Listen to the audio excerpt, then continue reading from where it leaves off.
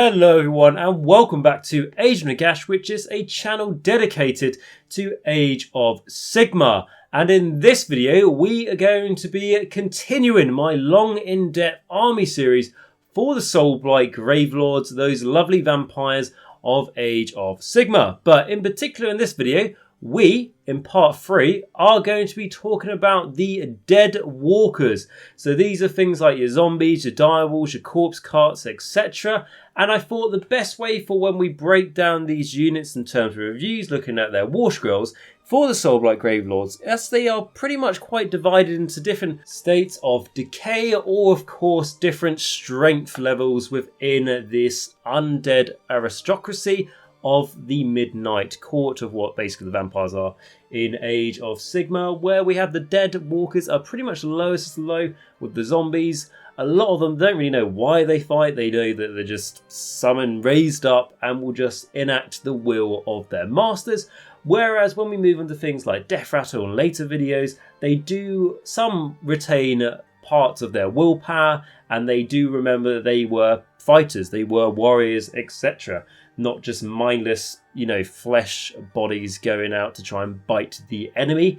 And then, of course, going further on, we have the Soulblights themselves, the vampires, who are very much the leaders of this army, with some exceptions of obviously some death mages and, of course, white kings as well. So we'll be looking at the war scrolls from the most basic, so the Deadwalker zombie, and then going up to, actually, the Deadwalkers now have a hero in the army, being Gullswept. So that's something new. And there's actually a fair few Deadwalker units that you may think of. And we'll cover all of them in this video. And the other thing I want to say before we get started is just in case this is your first sort of like Soulblight Gravelords video, you found mine. This actually, as like I said in the title, it is part 3. So I have actually done a part 2 video and a part 1 where we went over the Legions abilities, and then part 2 went over sub-Legions abilities, and I've even done a video just purely dedicated to the lore of the Soulblight Gravelords, their story and their narrative. So if you'd like to go check out those, if you really want to get an in-depth scoop of this army as I do this long in-depth series, I suggest you start at the beginning. And if you have seen some of my other videos, this series is the same as when I did things like my Nighthawk, my Flesh Eater Course, Ostrich Bone Reapers, Mercury of Nurgle, Gloomswept Gits, Beasts of Chaos, Slaves to Darkness, etc. Where in those armies I reviewed every single rule there is with the army, and there will be no exceptions here with the Soulblight Gravelords. So if you enjoyed these, you will enjoy this, and by the end of this series, it will be between 10 to 20 hours. So if I don't answer any of your questions that you might have in this video, put it in the comments and I'll be happy to try and help you best I can, but I probably will cover it in another video, so don't worry about that. And I have also done a why play video for the Soulblight Gravelords, so if you're still wondering if it is an army you really want to play, check out that why play video as part of my Soulblight Gravelords series. You can watch that now as a sort of a bit of a summary before we go a really long in depth. Also, if you are a very big player of the Soulblight Gravelords and you have lots of experience and there's anything you thought that I've missed out in this video, let me know that down below in the comments. It's not just going to be me who benefits from it, it's going to be everyone else watching this video as well, as everyone who's watching this video wants to learn as much as they can about this army. So if you can share that experience, that'd be fantastic. And with that, guys, if you enjoy the video, make sure you smash the like button and you smash the subscribe and bell notification. Really easy, simple, massively supports the channel. And if you'd like to support me a step further, you can join on my Patreon or you can join on my YouTube membership. But we can get into all of that at the end of the video. And we're going to start firstly with a bit of a summary of the lore of the Deadwalkers. And I know that I did like a dedicated lore video for the Soulblight Gravelords, but I do like to just mention just a bit of lore for each one of these units before we go into them. So I just think it adds a nice bit of level of narrative when you're looking at the rules for these guys, and that's something that I do always try and influence in my gaming, is also the lore, to try and make the story of your games that much better. And on that subject, at the heart of many Gravelord armies are the Deadwalkers, fresh corpses that stagger forward as a mindless horde to overwhelm the living. The duty of maintaining their numbers falls to the Death Mages, black-hearted mortals who have descended so deeply into the study of necromancy that it has twisted their very soul. The Deadwalker zombies are the corpses of the recently dead given animus by the power of necromancy, rotten flesh clings to their bones, giving off a charnel stink, while decaying vocal cords retain the ability to moan wordless. Draped in tattered clothing, some maintain slack grips on cruel improvised weapons, though many are content to tear at the living with filth-encrusted nails and teeth. The Deadwalkers are utterly mindless, and since the eruption of the Necroquake, the migration of these unliving shamblings have become a common threat to which a common citizen of the mortal realms have to deal with on a daily basis and adapt or die. Bogs, fens and play pits are all spots from which a Deadwalker march can begin, and many free cities have instituted volunteer bands known as prior gangs, whose duty is to track and immortalate Deadwalkers' epidemics before they can spread. And that's something I really like, just a little bit of detail there telling you about how, us humans are sort of adapting to it and how there are actually institutions within the free cities to deal with these problems. And it very much sort of just feels to me like, imagine you're living in The Walking Dead, that sort of universe, or World War Z or something like that, where there's obviously a zombie apocalypse.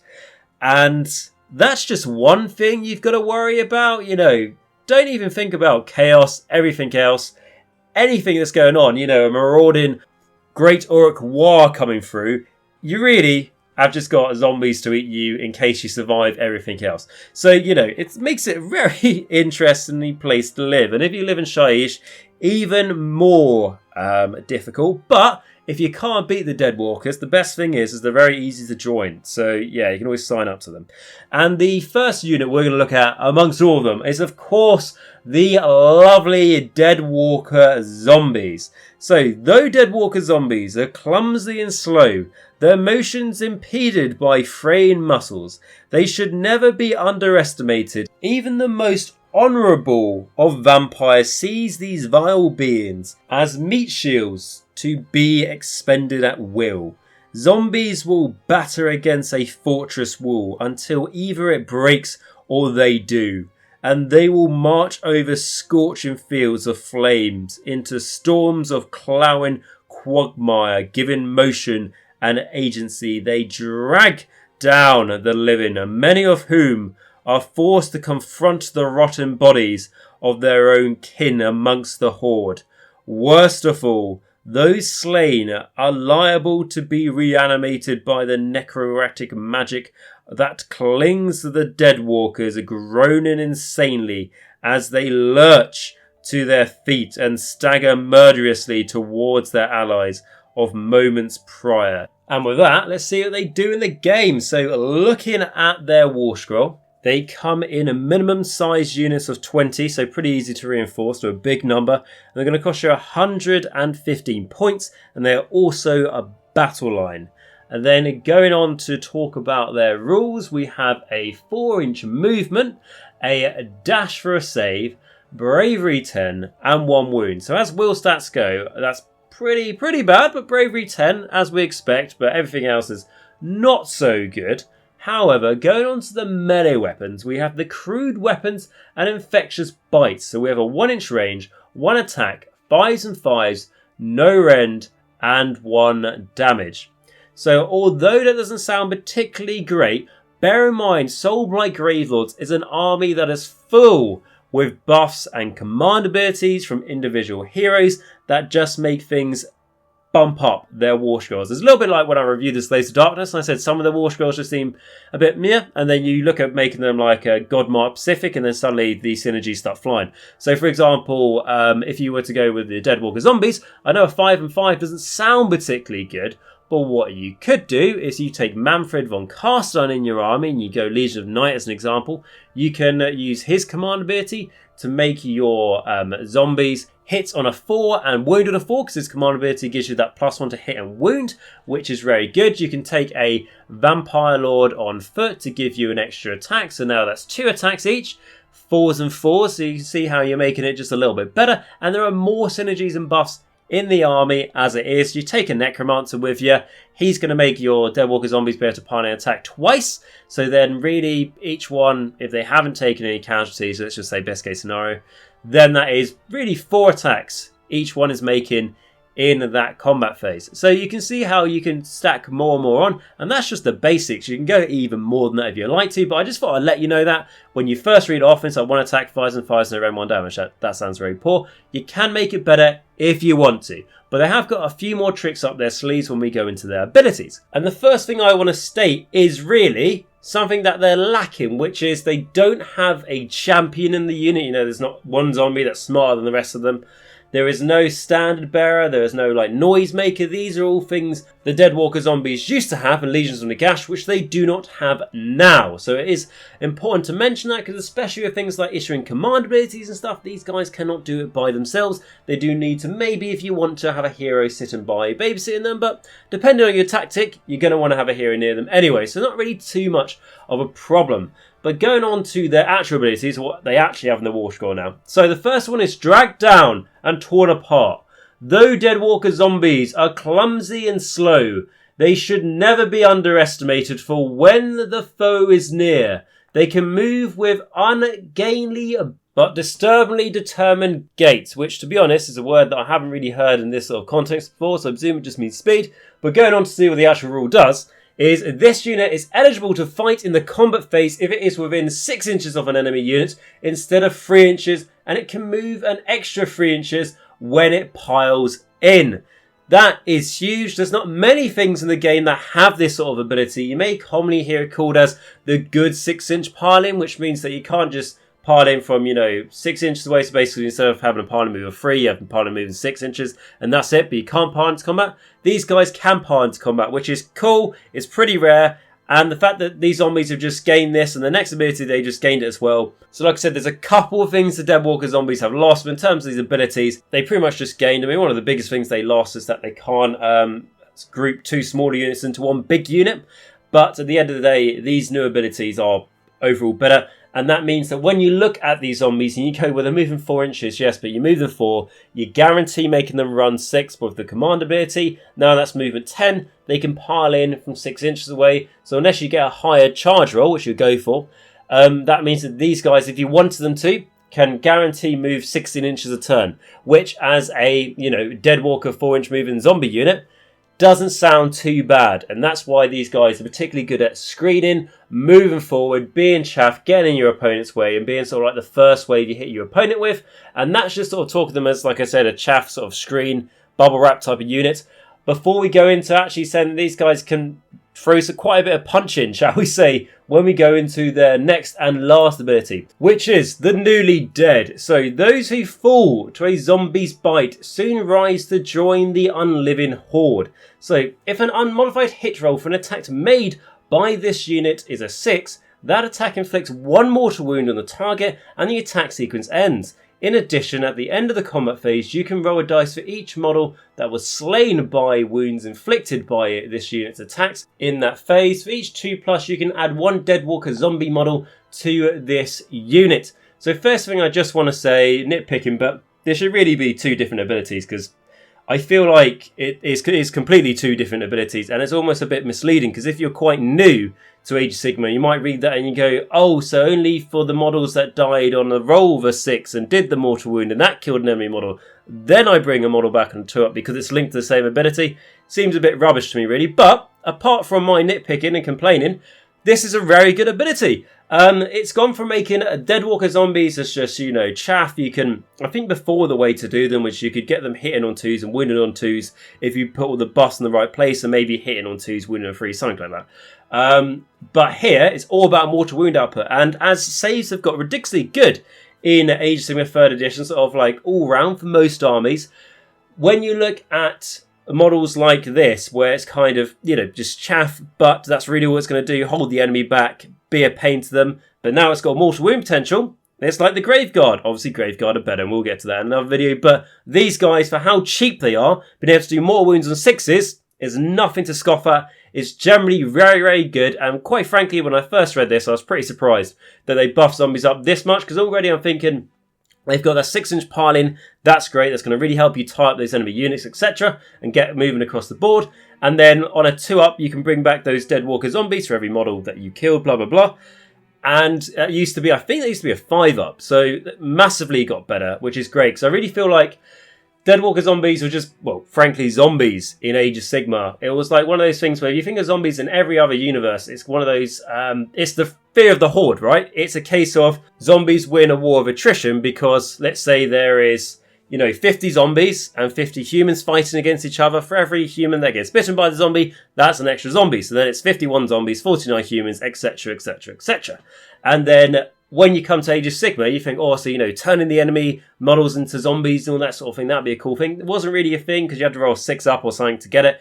Here, very much comes across, and then that's why I say I really like the lore coming across into the models. And to be honest, I've said this before, but I think the Soulblight Gravelords really is an army that allows you to implement the amazing, incredible, really, really cool lore that's already established and lore you can make up for them if you want, for your own army. And then you can really see that transferred into the rules of the units and stuff. So this is just like a grand example of how I like that. And then going on to the keywords, we have Death, Soulblight Gravelords, Deadwalkers, Sumble, and Deadwalker Zombies. So 2 main things there is obviously the Deadwalkers probably and the Sumble, because, the Sumble mechanics are within the Soulblight Gravelords, and then Deadwalkers for all the other Deadwalker bonuses you're going to have. So those are the Deadwalker Zombies. Definitely a good unit. Thumbs up from me. You're going to want to take these. Obviously, it's not like an auto-include if you're building a Soulblight Gravelords army, but if you want to go zombies, pretty damn good. Whereas before it was kind of like, if you went zombies, you were being probably a little bit different. And now it's like, zombies are definitely a good way to go. I know people who play Soulblight Gravelords very competitively do take zombies on a lot of their lists. So to sum up those zombies, they are competitive, they look cool, fantastic new models in my personal opinion. And also, who doesn't like the lore of the zombies, right? How many films, franchises, TV series, everything else has been made about these guys, and they are literally just a small tiny sliver that a lot of people forget about in the mortal realms amongst all the other horrors out there. And now we go on to one of my most faithful and favourite unit in the game. That is the Direwolves. For several reasons. I just think that they are fantastic models, and this is me talking about the old models because of nostalgia purposes, have literally about 30 of them, but the new models are second to none. They are absolutely amazing. And when I did my top 10 models / ended up being about 15 models of Age of Sigmar 2nd edition, the Direwolves actually came out top with Be'lakor just closely behind it. Because I think the Direwolves, fantastic. They're not really too expensive in terms of money to buy compared to, GW pricing. And they are absolutely fantastic. You get 10 in a box, all different poses. They look amazing. Anyway, enough about that. But I think they're great. And I also used to use them so much in Legions of the Nagash. One of the best battle line in the game. That's not out of offensive output going on. One of the best because they can do this much damage. Just like tactical use were fantastic. Let's see what they're going to be like now in Soulblight Gravelords in 3rd edition as well. But firstly, of course, let's remind ourselves why they are cool outside everything else I just said. And that is going to be their lore. So, Direwolves are the zombified corpses of lupin pack hunters that haunt the realms, black forests and bleak tundras. Their predator instincts have not diminished since their demise. If anything, their hunger to rend and tear living flesh appears only to have increased. Unlike most undead, direwolves are ferociously swift, and unflagging stamina conferred by resurrection makes them excellent hunters. Their powerful sense of smell is preserved, and widespread folklore maintains that they are able to sense fear carried upon the winds. The charge of a pack of red-eyed direwolves emerging from the blackness of night is a terrifying thing to behold, for their jaws can crunch through bone with sickening ease, and the echoing howls loosed by their alphas fill the mind with the oldest and most primal fears of mortal kind.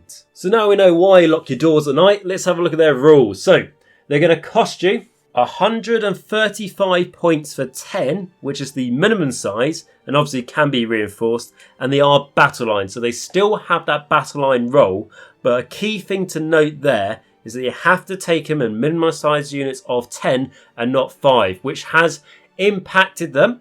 I'm not saying they're not good anymore, but it has impacted them where units of 5 was the really sweet spot as they were cheap. I think they were 70 points. And again, you know, if you look at that, well, you get 10 now for 135. So actually, they are still, you know, cheaper than they were before. But that whole thing about being units of 10 now, with the whole unit coherency being a problem for the Direwolves, how, you know, if a unit has 6 or more models, they have to, each model in that unit has to be within an inch of 2 other models from that unit, etc.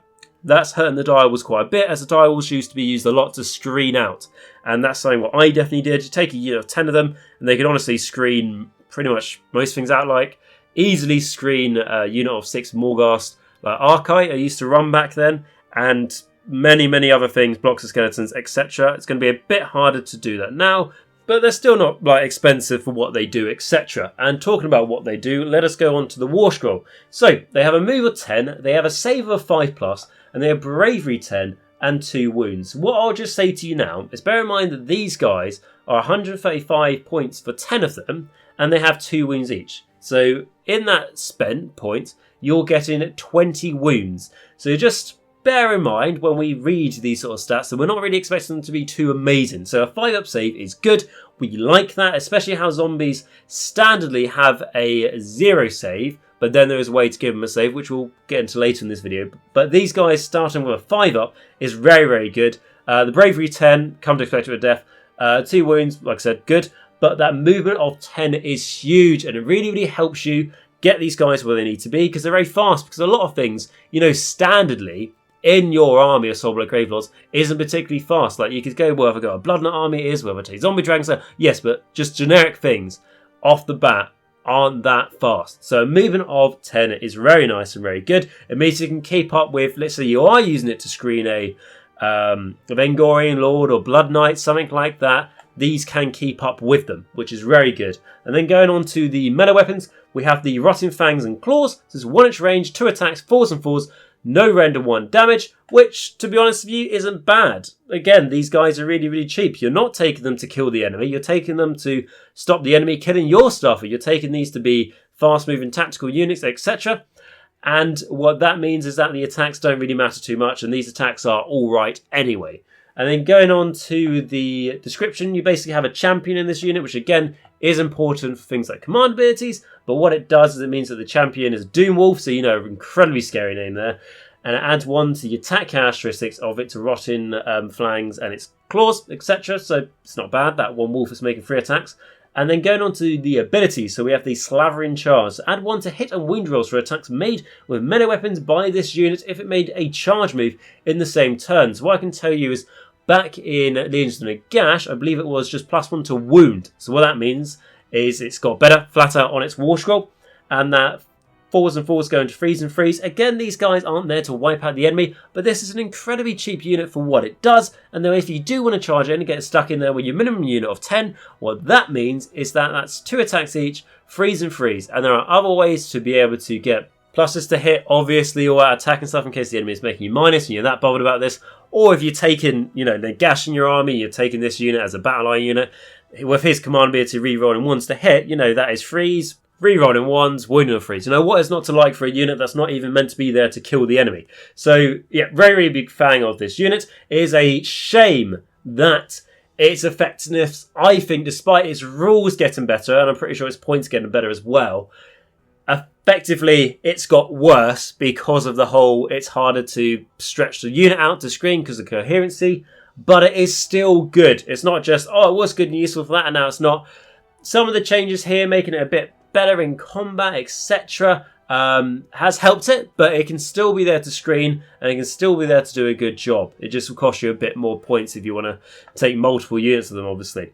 And then going on to keywords, we have Death, Soulblight Gravelords, Deadwalkers, Sumble and Direwolves. Obviously Sumble being important there. And, you know, if you go to the vehicle dynasty, etc., there are ways to actually summon these guys onto the table, which is cool and doesn't cost you any points, which is really nice, apart from maybe a command point off the top of my head, can't really remember, but you can get them on the board, which is the main thing. And summarise this unit, very good unit, tactical purpose, not bad in a fight, and very cost effective for its points. And above anything else, guys, from my point of view, I really like, zombie direwolves. What is not to like there? And then literally just the models are absolutely fantastic. My favourite that have came out for a very long time. I even put these guys above Blood Knights because I just think that the model accuracy is absolutely brilliant. But yeah, Direwolves, guys, I absolutely love them. And then going on to not a hero essentially, but a support unit, which is going to be the Corpse card. I don't want to go on the car. Oh, don't be such a baby. There's two of them, and the first one we'll be looking at is the Balefire Brazier. Across those lands in thralls to Gravelords, mortals have come to fear the creak and rattle of a corpse cart approaching through the gloom. These rickety, mouldering wagons are mobile altars of undeath, filled with withering and moaning corpses, and pulled by shambling dead walkers who are impaled on rusty spikes.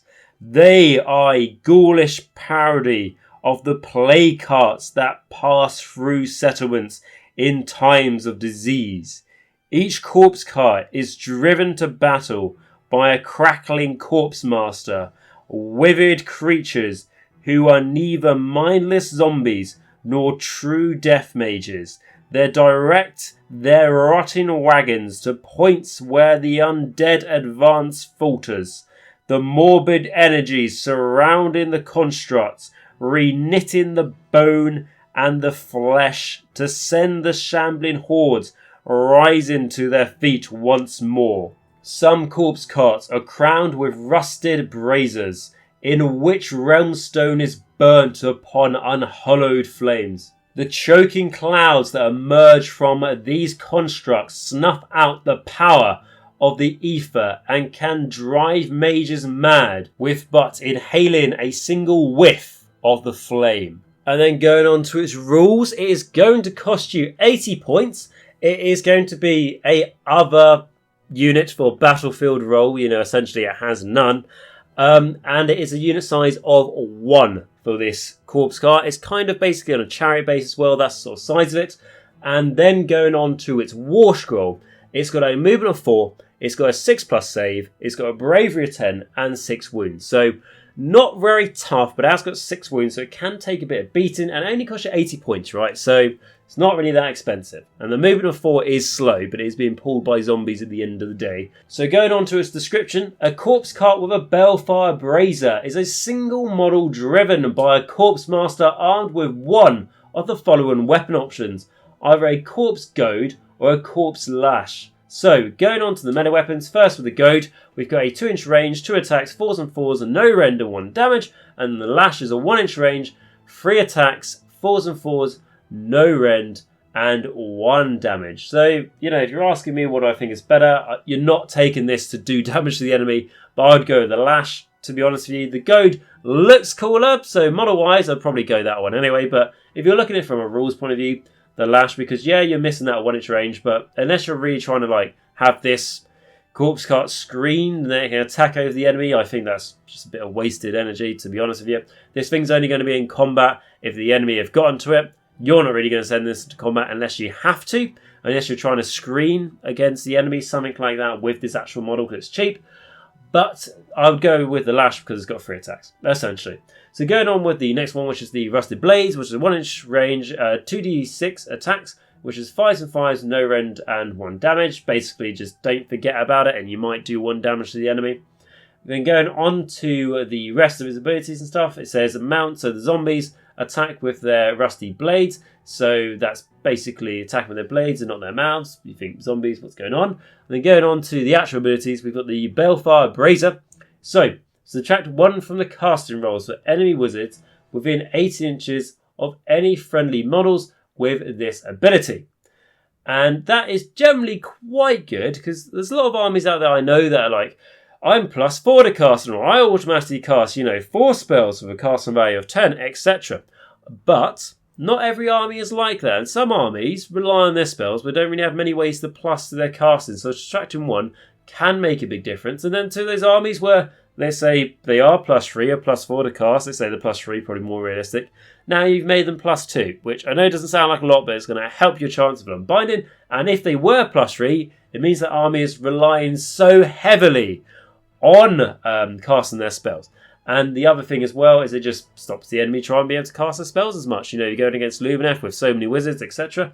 And then going on to the next one, which is the Mailfire Fumes. So, subtract 1 from the wound rolls for attacks made with melee weapons by enemy units while they are within 9 inches of any friendly models with this ability. That is huge. Like we say, all out attacks, very easy way to get +1 to hit, and you can't stack pluses to hit, so there's quite a few of them now in the game. A lot of things that are like reroll 1s to hit are now +1 to hit. And the other thing I'll say is when we come to wound rolls, as we mentioned a lot of times when I do my videos, there's not many ways to plus your wounded. So making the enemy subtract 1 from their wound rolls, a lot of things wound on 4, now the wound on 5s makes a huge difference. And that's from a model of this that costs yourself 80 points. You know, that's not a lot at all. So I do think that the Corpse Cart with the Balefire Brazier is good. I personally have often taken the Unholy Lodestone, which is the next one we're going to look at, because essentially it gives you a +1 to cast in. There's other things it does, but that's the main thing I look at. But I can see a strong idea to take the Balefire because of that subtract 1 to the enemy wounds, and the subtract 1 to the enemy casting is nice, and it's not really that important for the enemy to get rid of. You know, it's not the most important model in your army or even close, but it's going to be a pain in the arse for your enemy, you know. And the other thing is that these ranges are not wholly within, you know, you've got to make the enemy. It's just within 9 for -1 to wound, and within 18 for that -1 to cast. So nice big range there. The enemy's going to want to deal with it. They're going to have to waste, you know, effective attacks, abilities, whatever, to kill this Corpse Cart when they really could be focusing on other more juicy things in your army. So yes, I do like the Corpse Cart with the Balefire Brazier, and I haven't run one, you know, for a long time, but I would be tempted to run one with this updated rules. Going on to the keywords, we have Death, Soulblight Gravelords, Deadwalkers, Corpse Cart with Balefire Brazier. So important things there, you know, Deadwalkers essentially for terms of keywords, etc. And then going on to the next one, which is with the Unholy Lodestone. And again, a tiny little bit of lore to separate them. So, the crackling of the Corpse Masters echoes over the tolling of black iron bells, while the necrotic aura surrounding them sees the dead rise to their feet once more.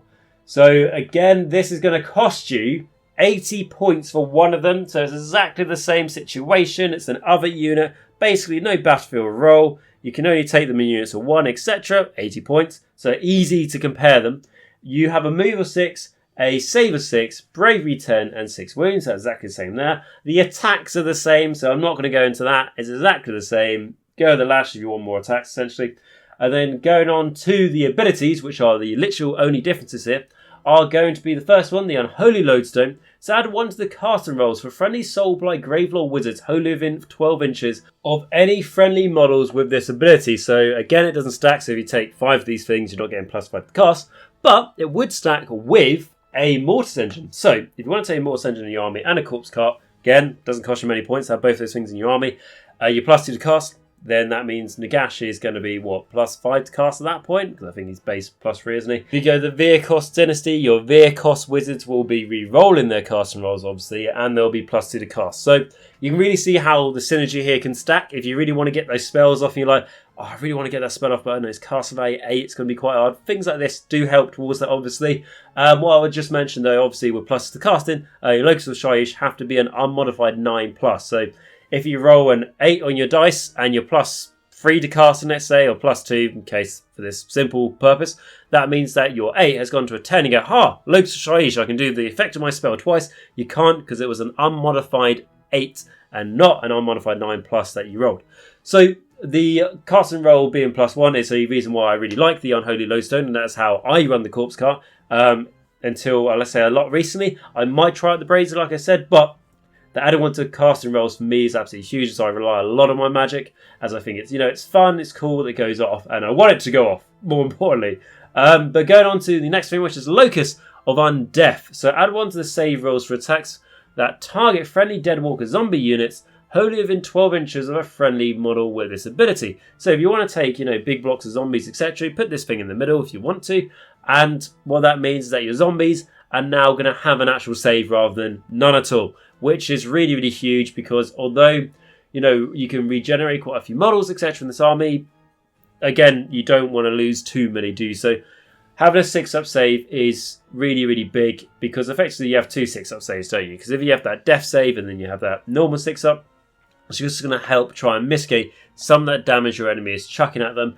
And I think when people do take a lot of zombies, they do take this corpse cart with the Unholy Lodestone because of that bonus it gives you zombies to help keep them alive, or more undead for longer, I suppose, and not actually dead. But the other bonus of having the Unholy Lodestone, of adding one to the casting roll, is just a nice twin ability, shall we say. It comes in a nice package. And it's simple as the corpse card of the Unholy Lodestone is for defensive and supportive capability. It helps your zombies, it gives them a save, it's helping your wizards, it's +1 to their casting rolls. And then when we look at the Brazier, what that did was subtract 1 from the enemy casting rolls and subtract 1 from the wound rolls. So it's as simple as 1 basically debuffs the enemy and 1 buffs you, which is nice, and it's an easy way to compare them. And to be honest, there's a reason to take both of them in your army. For 160 points, you've got the points. There's no reason not to. They both do good things. I would say if the one with the Brazier, if that didn't make the enemy -1 to wound and it was something else, which I think it used to be, I would say go the Unholy Lodestone, because the Unholy Lodestone just is got better abilities, but -1 to wound is really big, like I said, and that I think is enough to talk about with the corpse carts. And just going over with the keywords, it's going to be Death, Soulblight Gravelord, Deadwalkers, corpse cart with Unholy Lodestone. And then we move on to the last 2 units of the Deadwalkers, which are new additions since the new Soulblight Gravelords book, and that's because they are from the Warhammer Quest set. So if you do not have that set, or you do not buy these models separately, it's like the villains of Ulfenkarn or whatever they sold as, you probably start watching these videos, you may not be taking these, but as they are Deadwalkers, I'm covering them in this video because this is the Deadwalker video and we leave no stone unturned. As I said, or no grave unturned, or whatever you want to say to try and fit a pun in there somewhere. But they are quite cool, these 2 things, and one of them is a hero, which is pretty cool. Lovely models. So we're going to start firstly with the Kosigari Night Guard. Now I believe that's how it's pronounced, and that's how I'm going to pronounce it. But these are the zombie ogres. You know, if you wanted normal zombies, but you think, you know what, I just wish that they could be ogres, there you go. Or if you wanted ogres and you just thought, you know what, I just wish they could be a bit more dead, here you go. So, the Kozigar ogres have served Radikar for centuries, first in life and now in death. Raised from the grave with foul necromancy, in battle they scatter all foes before them, carving great bloody swathes into the enemy with each swing of their Bardich. I'm just going to call that a glaive. No idea how that's pronounced. But anyway, going on with them. So, points-wise, what are they going to cost you? They're going to cost you 95 points for 2, which is the minimum size, and you can take a maximum size of 4, so just double basically. They're not unique, they're not a battle line hero, etc. They're just a non-battle role, so work with other units. And if you're like, you know, going through your Soulblight Gravelords book or your General's Handbook or the point section for that General's Handbook particularly, and you're wondering, how can I take them separately? It says you have to take, you know, all of this basically Warhammer Quest undead stuff all in one go for like 600 or whatever points. They FAQ'd it, so you could take them separately because they saw some sense. So if you go onto the Games Workshop Warhammer Community website, go on FAQs, look at Soulblight Gravelords, scroll down to the bottom, you'll see it there for all the separate points. But with these guys, like I say, 95 points for 2. And then what are they like in the game? You know, what is their war scroll like? So they have a 5-inch movement, a 5+ save, bravery 10 and 4 wounds. So not the best save. I mean, you could argue that, well, it's better than the sort of like 6+ and stuff we saw. Yeah, but come on, 95 points for 2 models. Not the cheapest. But they've got 4 wounds, which is good. And then going on to their melee weapons, so that glaive has 2-inch range, 2 attacks, freeze and freeze, -1, 2 damage. So it's good. It's a good weapon. The freeze and freeze are nice there, and the 2 damage obviously. And like, so I think Games Workshop roll a dice for a 50-50 chance to see if a unit with a massive weapon gets a 2-inch range or a 1-inch range. And these guys got the 2-inch range, so you know they win that bit. And then going on to the abilities, they have the Deathly Vigor. So roll a dice each time you allocate a wound or mortal wound to this unit. On a 5+, that wound or mortal wound is negated. That's great. Obviously, that won't stack with the other 6-up death one you've got. That means that these guys can be quite independent, and that 5-up is good because it means that they're just going to ignore a fifth of all damage done to them. So it helps with their poor 5-up normal save. And then the Servants, even in death. So this is their next ability, which is add 1 to the attack characteristics of this unit's glaives wise wholly within 12 inches of a friendly Radakar the Wolf. So obviously Radakar the Wolf, that character from Warhammer Quest, which isn't a bad shout to be in this army. I know a lot of people do take Radakar the Beast though, so that is a bit of a different thing. If you are taking the Beast, you know, you're not going to be taking the Wolf as well. And so with these guys, I just feel like they fall into the part with a lot of the Warhammer Quest stuff where it's like it's not that good in the game, but these guys are okay. Like, if you want to know what's the best thing to spend your points on, you know, optimal most competitive play, not these guys, but they're not terrible, right? 95 points, 2 models. Each of them, I'm going to presume Radakar's not there, but each of them, you know, 2 attacks, so 4 attacks, freeze and freeze, -1, 2 damage. Isn't that bad? You know, their survivability isn't terrible. That 5-up, but I wish they had a 5-up normal save, so I don't have to rely on the half save so much. And then for their keywords, they've got Death, Zombie, Ogre, Soulblight, Kosigari, however it's pronounced, Night Guard. My thoughts on them, you're going to take them if you've got the Warhammer Quest set, or you really like these models and you bought them separately and you want them in your army. If you've already got that far to do it, you're going to take these guys anyway. And they're not that bad. So at that point, you're not worried about them being the most competitive anyway. So they're not terrible. It's not like some things where I just like, well, I might review in this long series I'm doing for the Soulblight Gravelords, or certainly what I've reviewed in other series. And it's like, there's just no reason to take this thing. Absolutely none. The Night Guard, you know, they're cool and they can be alright in the game. And that's what I'd say about them. So going on to the next one, which is going to be our hero for our Deadwalkers, which, coming from Warhammer Quest, I actually think is pretty good. And that makes quite a bit of difference, shall we say, from a lot of these, like, smaller games, aren't they? What Games Workshop comes out with, you know, the Warhammer Underworlds warbands, or maybe be it the Warcry warbands, tend to not always be the best in Age of Sigmar. But I would say that Gullswept, the Gravekeeper, who is the next one, is pretty damn good. So, going on with him, a little bit of lore, just to get us tasted and see what this guy's going to be like. So, the macabre creature known as Gullswept the Gravekeeper lord over the many cemeteries and mausoleums of Ulfenkarn. In battle he leads hordes of shambling Deadwalkers, which hurl themselves at the foe, infused with a rabid determination. Now looking at his rules, so firstly, how many points are you going to cost us? It's going to cost us 75 points, which means he's extremely cheap, which means our expectations are not too high. So anything good is amazing, right? It's a little bit like when we looked at those direwolves and the zombies. And the other thing to mention is that he is unique, so he can't take command traits, artifacts, etc. And he is obviously one model unit as he is their hero. So 75 points, he's a leader as well, so lots of good things here. Let's see what he is actually like on the table though. So he has a move of 6, is a save of 6+, a bravery 10 and 7 wounds. So what I'd say there is 75 points, a 6-up save. Terrible save, obviously, as bad as you can get until you literally do not have a save. But the 7 wounds is something very surprising, you know, for 75 points, this guy. So that 6-up save is kind of made a bit better, because you would think that this guy would be 5 wounds. So not too bad there because of that wound characteristic, but the save isn't good. Going on to the description.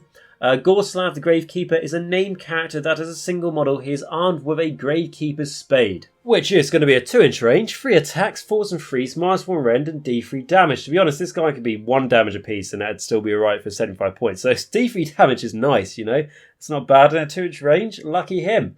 And going on with his abilities, which he sure does have quite a few, being, you know, 75 points. And again, keep going back to that. That's why we are looking at this guy in quite a good light here. So, going on with the first one, we have the Keeper of the Corpse Garden. So roll a dice before you allocate a wound or mortal wound to this model. If it is within 3 inches of any friendly zombie unit on a 4+, that wound or mortal wound must be allocated to one of those units instead of this model. So if you're familiar with the Necromancers ability, it's a little bit similar to that, but it's more restricted to zombies. Obviously this guy being a zombie hero at the end of the day. And then the other thing to say is that, just bear in mind, you have to roll. It's not you can roll. You have to. Just in case it's better for you not to, you're going to have to do it. Then going on to his last ability, which is his command ability, which is Arise, Arise. So, you can use this command ability at the end of your movement phase. If you do so, pick one friendly Sunball zombie unit that has been destroyed. A new replacement unit with half the number of models from that unit that was destroyed, rounding fractions up, is added to your army. Set up that unit wholly within 9 inches of a friendly model with this command ability and more than 9 inches from an enemy unit. Each destroyed unit can only be replaced once. Replacement units cannot themselves be replaced. So just something to keep an eye on, make sure you don't just keep bringing back the same thing. But at the end of the day, that's a very good ability. If you want to take a block of 40 zombies, I'd probably say, as someone who's ran them a bit, I would probably say 2 blocks of 20 is better than a block of 40, just so it's easier to move around essentially on the table, and it's more, board control, etc. But if you do take a unit of 40, there could be a reason for it right here, because then you get a unit of 20 back, which is nice, right? Or even if you had a unit of 20 and then you got 10 back, it's just bringing back units onto the table. It's free stuff, right? It costs a command point, but that's it. And obviously you get a lot of command points in the game now, so anything that means that you summon something on via a command point is not nearly as costly as it was in 2nd edition, like when we looked at Fleshier Courts and how to play Fleshier Courts in 3rd edition, and just the fact that command points you've got a lot of the time coming out your arse, that you can just spend them to get free stuff. So it's the same situation here, and being zombies, like we said, are very good in the game anyway. And a nice thing is, when you round the factions up, etc., like we said, you round them up, you don't round them down, which is always nice to hear. And yeah, I think that's a good command ability. I think if you're running a zombie-focused army, Gullswept the Gravekeeper, I'd say chuck him in if you've got the points, and the points are very, very low, so I think he's very good. Bear in mind that he's a hero as well. When we go on to his keywords, we'll do now: Death, Zombie, Deadwalkers, Hero, Gullswept the Gravekeeper. So he's given that Deathless Million save as well, which is nice, and he's bringing back those zombies. So I really feel like this is a very good guy, and he's not bad in a fight either. Yeah, he will die if he gets hit, but maybe not straight away with 7 wounds. And overall, here's a nice way to summarise the end of my Deadwalker zombie video. And with that, we're at the end, like we say. So I hope you guys enjoyed this video as we went through all of the Deadwalker War Scrolls, talked about their lore a little bit as well. As I always think that's important, for me anyway, to involve the lore in my games. And I do try and do that best I can on this channel as well when I review things for you guys. And the Deadwalkers, I think it came certainly a long way from last time I reviewed them, which would have been for Legions of Nagash, and before that for Grand Alliance Deathbook, bloody long time ago, but it's probably like my 4th ever video or something, so it's nice to revisit these guys, and they've got some new toys, haven't they? They have got the Kosogarg Night Guard, Ogres, however it was pronounced, and then they've got Gullswept the Gravekeeper, which I think he's pretty good, and the zombies, and the corpse carts, and the direwolves have all generally got better since probably last time I reviewed them. So it was quite a nice video where Deadwalkers back then, when I first reviewed them, the Grand Alliance Death, it was just like, it was a tiny little army, and it's like you could run it if you want to, but there's no heroes or anything. And back in the day when Age of Sigmar wasn't quite as straightforward in building armies, now they have a much better place than Soulblight Gravelords. I think they're cool. I like them. Fantastic new models at the end of the day. Literally, the Corpse Cart are the only older models in this Deadwalker range, and the corpse cart I think still hold up today, because those zombies that are put on it and are in the carts themselves are pretty well designed, and I think still hold up to today. So it all works really nice. And I made my own corpse cart once because I literally had about 12 hours for a tournament, and the one I bought didn't arrive in the post in time, which was always good fun, and I made that out of endless spells. It looks quite good, but I also have got a traditional corpse cart that came in the post the day after the tournament to build and paint up at some point.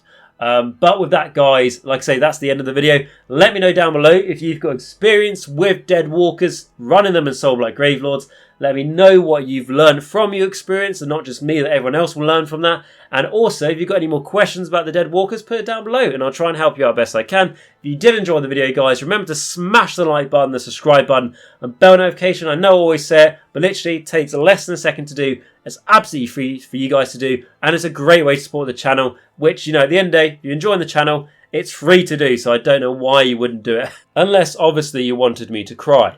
And then if you do want to support the channel a step further, I have got a Patreon and a YouTube membership. So if you click the join button next to the subscribe button, it will allow you to become a member here at Age of Nagash, which means that you'll be supporting the channel directly, keeping the channel going from £1 upwards. Literally, sounds small, makes a huge difference. or I have got a Patreon where you go on there, give anything from just $1 up, guys. And it might sound small again, but that's what keeps the channel going. I'm going to read through the names of the people who do support me this way. As it wasn't for that, I wouldn't be doing this. You know, YouTube takes a lot of time, effort, and money as well. And by people supporting me this way, it doesn't mean I make profit or anything, but it just helps with some of the costs I put into this.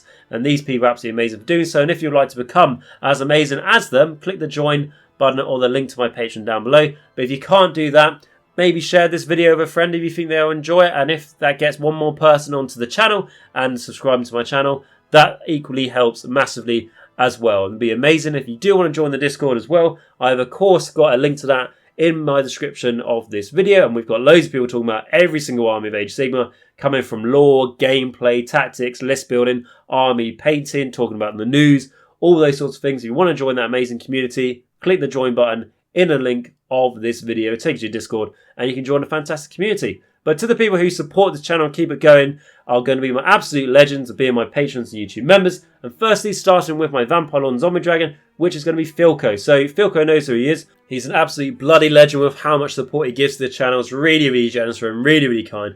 Thank you so much, man. Please keep it up. It really does help keep the channel going. It's an amazing amount of donation you're doing there, so thank you. And then going on to my Morgasts, who are going to be Bleed Red, the Mortarch of The Necropolis, Edward P, and Gullswept Dandy. Thank you guys so much, because that's a very huge amount of contribution you're giving as well. Really is very generous of you, and it's making a huge difference. Basically, like I say, it motivates me to be able to keep this up. And also a big shout out particularly to Gullswept Dandy, who is a brand new Patreon. So thank you so much, Gullswept, for making that decision to help support, keep the channel going. It really is going to help me be able to keep this up. So thank you so much for being so kind and generous. And then my vampires, who are Ben C, Rouse321, David A, Dragoonity, Ronni H, Darren L, SpareBear, Christopher H, Northdrop, Nathan S, Andrew G, Tom W, Wiggy Whooty, and Nathan S. And I always say that these guys are the core, keeps Age of Nagash going, as there is a lot of them. And it is, again, a very kind amount they are supporting the channel with. So thank you so much for keeping that going. I know a lot of you guys have been doing it for quite a long time, so thank you so much. And then my Necromancers, of course, who are going to be Jacq.l, RadiationRiley, AW77, Dice Sagas, WolfNick, Michal W, Cranky Wombat, Tom M, Christopher C, Christopher F, James S, Thomas B, Steve T, James T, Patrick F, JJ, R Christopher, Sception, and Shaun S. Guys, thank you all so much for allowing me to keep this up and to try and help as many people as possible, some of them were you, get into Age of Sigmar and continue their Age of Sigmar journey. So thank you for allowing me to do that. If anyone would like to support this way, like I say, click the join button or the link to my Patreon down below. It'd be absolutely amazing. If you can't, remember to like, subscribe, and smash that bell notification if you are enjoying the content. Makes this huge difference, as I always say. And if you feel like you know someone who enjoyed the video, share it with them as well. That hugely helps out the channel. And with that aside, guys, above anything else, I'm just glad you came and checked out this video today. I hope you have a great rest of your day. And remember to stay safe, stay hygienic, wear a mask, and you've got to wash your hand, guys. Make sure you keep Nurgle's pestilence away. And above everything else, guys, remember until next time, that Nagash is all, and all is one in Nagash. Happy! Ah, thanks very much. See you on Thursday. Right.